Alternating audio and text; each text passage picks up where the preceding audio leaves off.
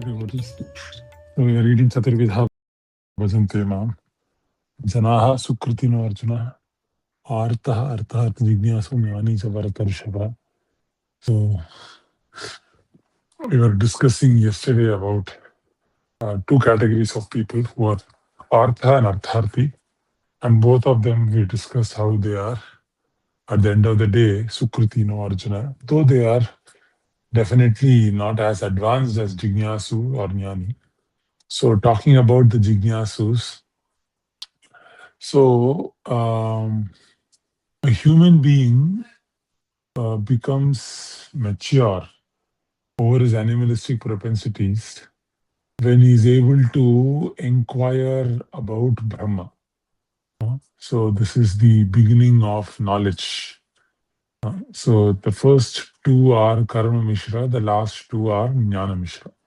So Ārta and Arthārthī are Karma Mishra Bhakti, and Jijñāsu and Jñānī are Jnana Mishra Bhakti.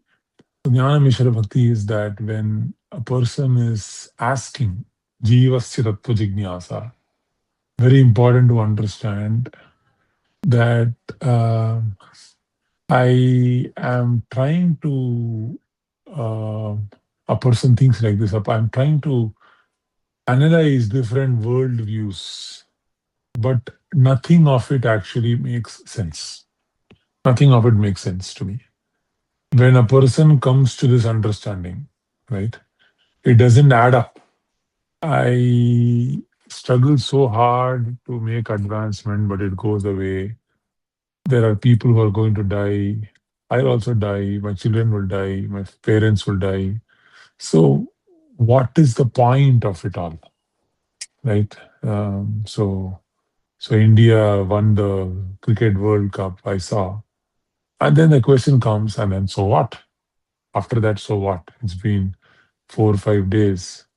And then so what? After that, what happens? Okay, I get a job, I get a promotion, and then after that, what happens?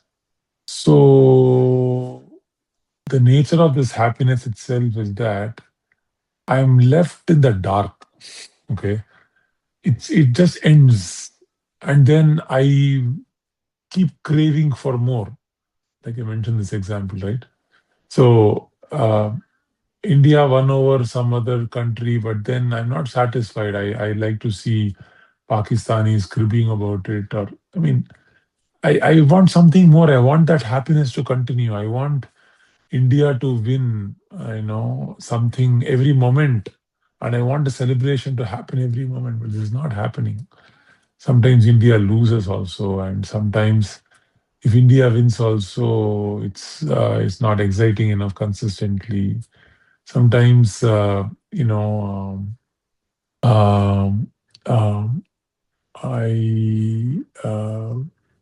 think I expect that they will perform in a certain way, but they are underperforming.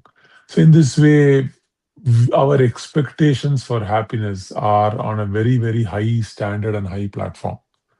And what happens actually is on a very temporary platform. So when a person realizes this fact, he doesn't actually worship Krishna in the sense personal Krishna. Okay.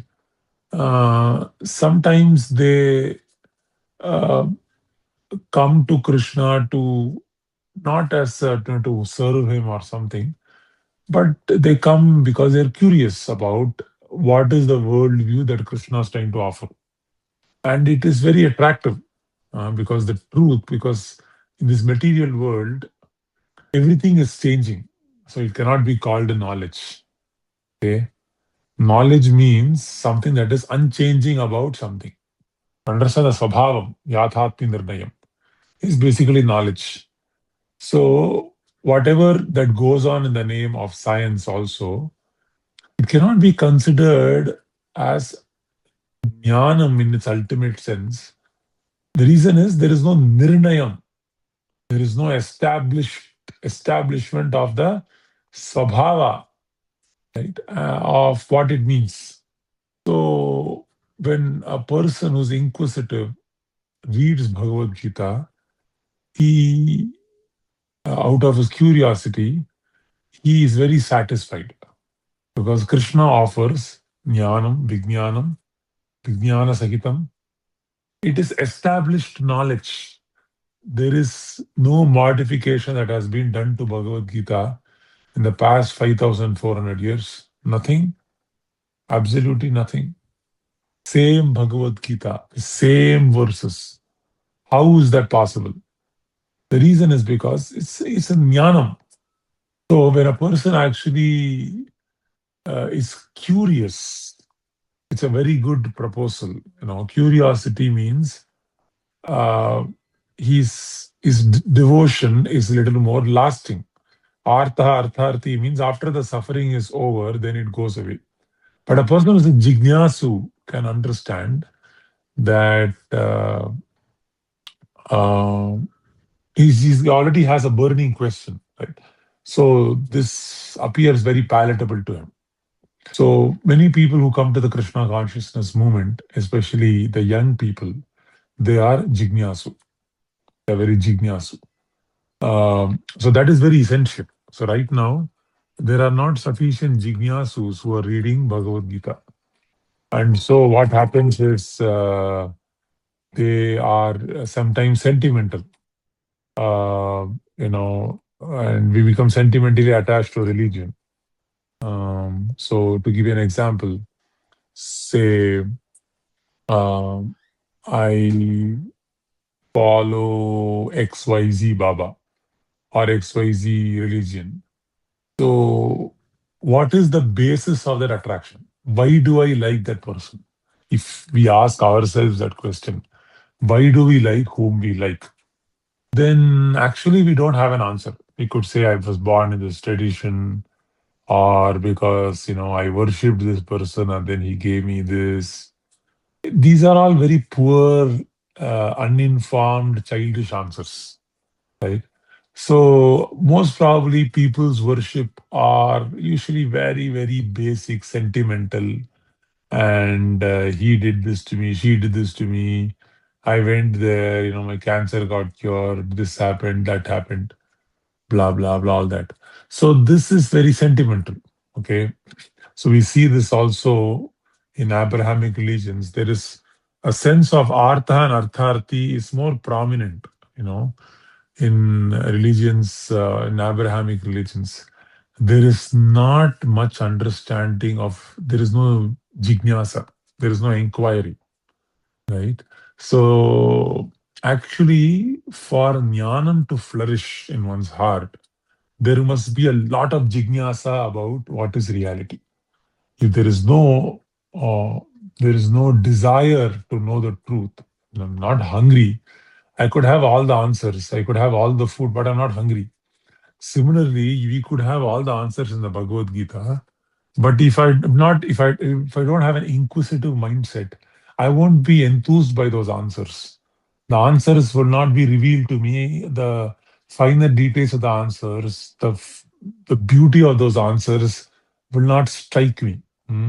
So Krishna says, those who are Jijñāsus, they also come to me. Are very inquisitive to understand the truth. And they also worship me to understand, they depend. Krishna, I'm very confused. Tell me, Jijñāsu, right? Like Arjuna was, you could say, a combination of ārtaḥ and Jijñāsu, right? He was very curious, but he was also concerned. So this is a very nice combination, actually, to come to Krishna consciousness. If there is this combo, just like milk and sugar, it's a very nice combination. Similarly, many people who come to Krishna consciousness and be steady are those people who have some suffering in their life. So just like Surf Excel says, right, what is this in Hindi? I do not know.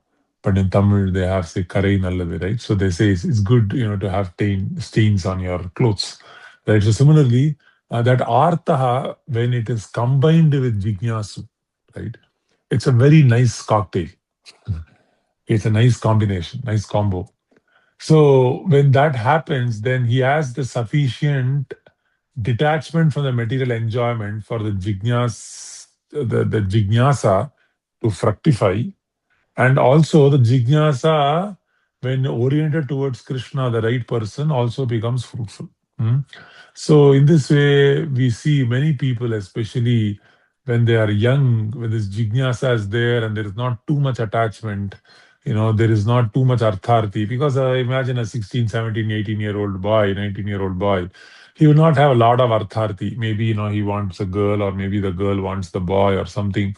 So even in our movement, if you see, or any place, if you see, people who come to Krishna consciousness very early on in their life, they understand things a little more scientifically. I'm not saying, of course, there are exceptions always, but if someone comes to Krishna consciousness very late in their life, like say they come to Krishna consciousness maybe 55, 60, 65, if they have not invested at all in their life earlier, then uh, it's very difficult for them to start inquiring from there on. So then there is more possibility of Ārta and Arthārthī. So in Karma Mishra Bhakti is more possible. So anyway, coming to this point, Jijñāsa is a very good point to become freed from this, what do you say, karma bhav. Karma bhav means karma phala bhav. I want something from this world. So it's a very nice attribute to have, this Jijñāsa. And the last one is, of course, Jñānī. So Jijñāsu Jñānī sa bharatarṣabha. The last person is a person who has attained knowledge, and because of that, he worships Krishna. Because when one understands knowledge, he understands there is nothing else to worship other than Krishna. Right? So he, just like we have Shukadeva Goswami, right? We have the four Kumaras. So they are coming to Vaikunta. Why? They worship Krishna because they are already attained knowledge. So we saw the example of Draupadi, Uttara for ārtaḥ. And then we saw the example of, say, Dhruva Maharaja for Arthārthī, right? He wanted something. And then Jijñāsu, we have examples where they want to know Krishna, but they have inquisitiveness, like Maitreya is approaching his spiritual master, Parashara Muni. So like that, so we have different scenarios where people are inquisitive. But the Jñānī is a very interesting, because why should a Jñānī worship Krishna? Because a Jñānī, from a monistic sense, could understand I and Krishna are the same, and he need not worship Krishna, right? So it's very interesting that Krishna says here, Jñānī cha bharatarṣabha. Jñānī also worships me. Catur-vidhā bhajante mam janāḥ, sukṛtino rjuna, ārta arthārthī, jijñāsu, Jñānī cha. Right? The last person is a person who understands things as they are, and he has sambandha tattva jnana. Like, this is me, this is this body, I'm separate. Krishna is the kshetrajna in all bodies. Krishna is the bhokta. Krishna is the jñāta. Krishna is the bharta. He is the maheshvara. He is sukṛtam sarvabhutanam. In this way, he has knowledge about Krishna's all-pervasiveness, vyapakatvam, Krishna's samagratvam. Right? He is complete. There is nothing that is lacking in him. He is purnatvam. Right? He's aghatita ghatana samarthyam. He makes inconceivable things conceivable. So in this way, he understands all the qualities that are present in the Lord. He understands the nature of this world, how temporary this is, how miserable this is. Aprapya mam, prapya bhajasva mam. So after attaining me, Krishna says, they don't come to anityam asukham lokam. They won't come to this anityam asukam lokam. So they're very, very renounced. They have complete dispassion. They're disgusted with all of these enjoyments of this world. So they are Jñānī cha bharatarṣabha. So they are the Jñānīs. So in this way, Krishna is summarizing different kinds of people based on the guna that they are enveloped by. And different people come to Krishna. So Jñānī is completely in sattva, more or less in sattva guna. Right, almost in sattva guna, not shuddha sattva yet, maybe, because there is some contamination of modes still possible, but mostly sattva guna. And then you could say, yes, sattva guna. Yeah, and then Jijñāsu is sattva guna combined with some agnosticism. So you can say like that, some rajas and tamas is still there. Ārta Arthārthī is more or less rajas and tamas, but there is some mode of goodness present. some bhakti present, all that is there.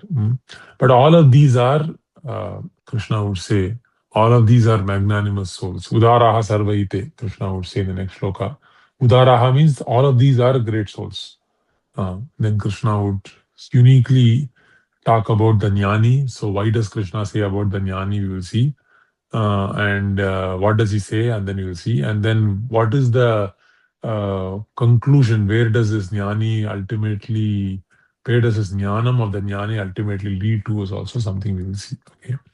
So we completed these 4 categories of people who surrender. We completed 4 categories of people who do not surrender. So these 2 shlokas, you could think of it as the heart of 7th chapter, right? 7th chapter means, why do people surrender to me? And if they don't surrender to me, whom do they surrender to? That also Krishna mentions in the later shlokas of the 7th chapter. 7th chapter is about different categories of people who surrender to Krishna and don't surrender to Krishna.